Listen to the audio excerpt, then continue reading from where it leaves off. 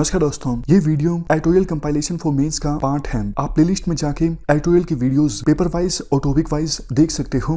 और अगर आप दिसंबर 2019 के बाद की वीडियोस को देखना चाहते हो तो वीडियो के नीचे मौजूद ज्वाइन बटन की सहायता से आप मेंबरशिप को ज्वाइन कर सकते हो। चलिए डिस्कशन स्टार्ट करते हैं। आप जीएस पेपर 1 के इस टॉपिक से आर्टिकल को रिलेट कर सकते हो। बेसिक्स और बैकग्राउंड की बात हम पहले करते हैं। को पर्सनरी का क्या मतलब है? को पर्सनरी का मतलब होता है जॉइंट हियरशिप। हियरशिप का मतलब होता है विरासत, और जो हियर्स होते हैं उनका मतलब होता है वारिस। देखो, 2005 से पहले सिर्फ सन्स, ग्रैंडसन्स, ग्रेट ग्रैंडसन्स, इनको जॉइंट प्रॉपर्टी में हिस्सेदार माना जाता था, यानी को पर्सनर माना जाता था। सिर्फ सन्स, ग्रैंडसन्स और ग्रेट ग्रैंडसन्स यही प्रॉपर्टी के वारिस हो सकते हैं, डॉटर्स नहीं। लेकिन 2005 में हिंदू सक्सेशन एक्ट 1956 में अमेंडमेंट किया गया। जो सेक्शन 6 है इसमें अमेंडमेंट किया गया और कहा गया जो एंसेस्ट्रल प्रॉपर्टी होती है उसमें डॉटर्स को भी इक्वल राइट्स मिलेंगे। मतलब हिंदू सक्सेशन एक्ट में 2005 में हुई अमेंडमेंट के बाद डॉटर्स को भी को पर्सनर माना जाने लगा, यानी वो भी सन्स की तरह प्रॉपर्टी की वारिस होंगी। देखो, ये अमेंडमेंट तो हो गया था, लेकिन पिछले कुछ दिनों में सुप्रीम कोर्ट की दो कन्फ्लिक्टिंग जजमेंट्स आई।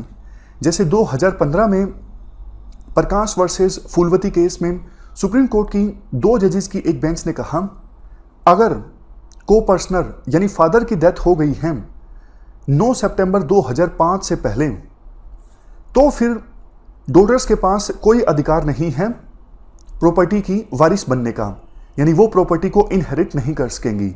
लेकिन 2018 में सुप्रीम कोर्ट की दो जजेस की बेंच ने इससे कन्फ्लिक्टिंग जजमेंट दिया। केस का नाम था दानामा वर्सेस अमर सिंह केस।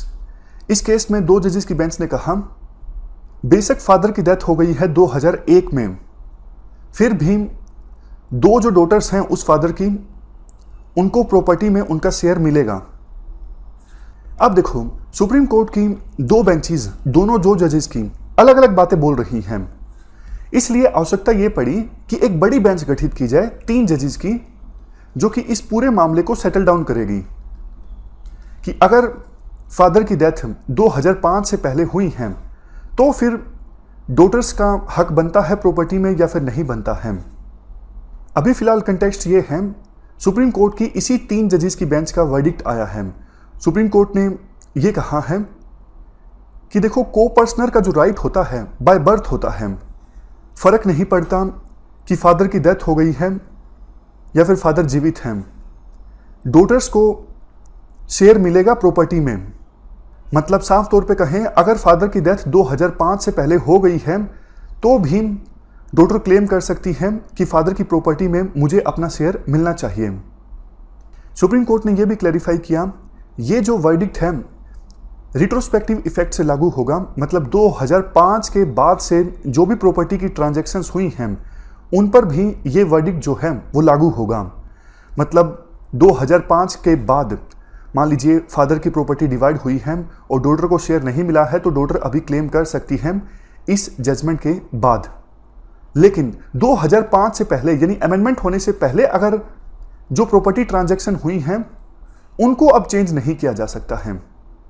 ये जजमेंट देते वक्त सुप्रीम कोर्ट ने देखो काफ़ी सारी अच्छी अच्छी बातें भी बोली जिनका आप इस्तेमाल कर सकते हो, खास करके ऐसे में। जैसे सुप्रीम कोर्ट ने बोला कि डॉटर्स जो हैं मोर सूटेबल हैं और रिस्पॉन्सिबल वारिस होंगी प्रॉपर्टी की, उनका भी हक बनता है, उनको भी शेयर मिलना चाहिए पेरेंटल लेगेसी से।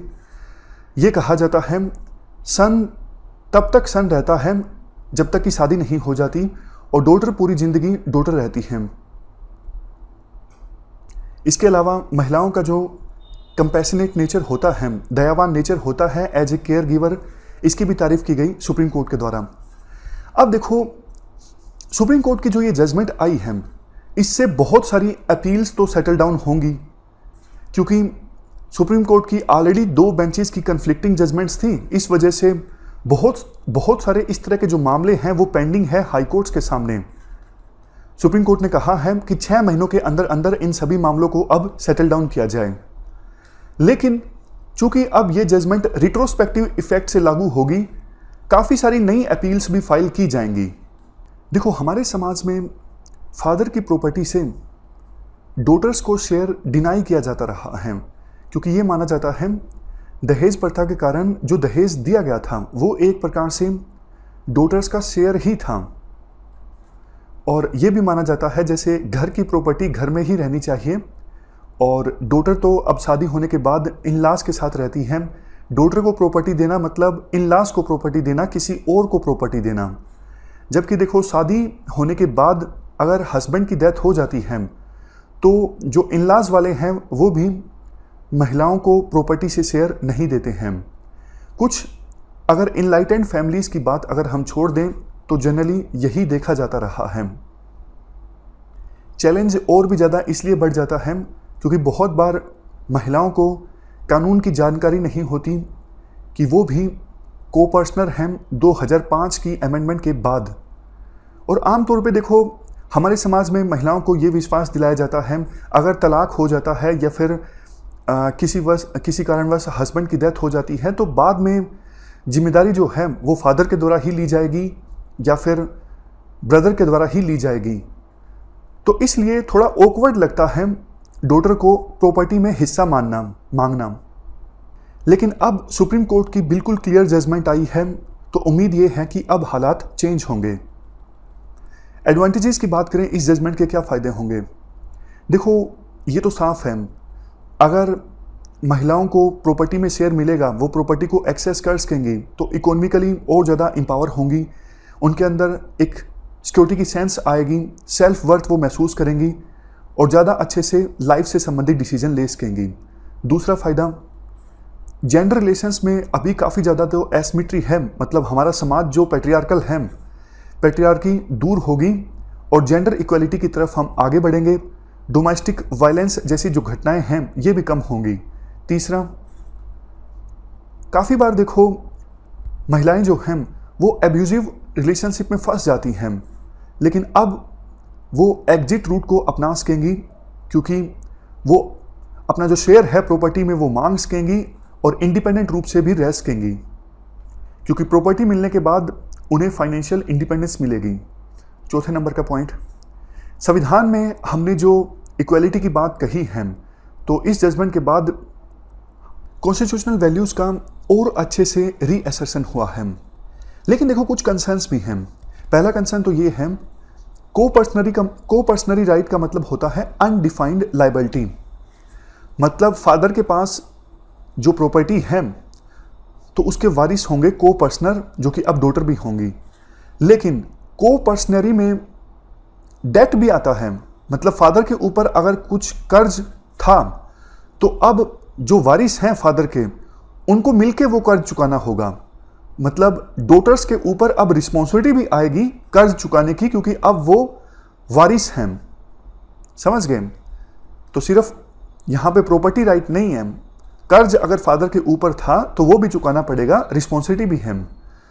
नेक्स्ट देखो, अभी प्रॉपर्टी राइट्स जो हैं, सक्सेशन राइट्स अलग अलग धर्मों में अलग अलग हैं। हिंदूज, सिख्स, बुद्धिस्ट, जैन्स, इन सब धर्मों में जो प्रॉपर्टी राइट्स हैं उनको गवर्न किया जाता है हिंदू सक्सेशन एक्ट 2005 के अकॉर्डिंग।